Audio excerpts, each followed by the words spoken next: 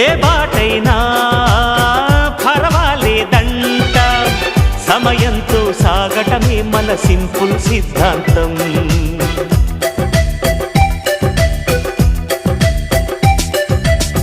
చిరుగాలికి పరిమళమిచ్చే సిరిమల్లెల వనమై ఉందాం, గగనాన్ని నేలను కలిపే హరివిల్లుల వంతెన అవుదాం.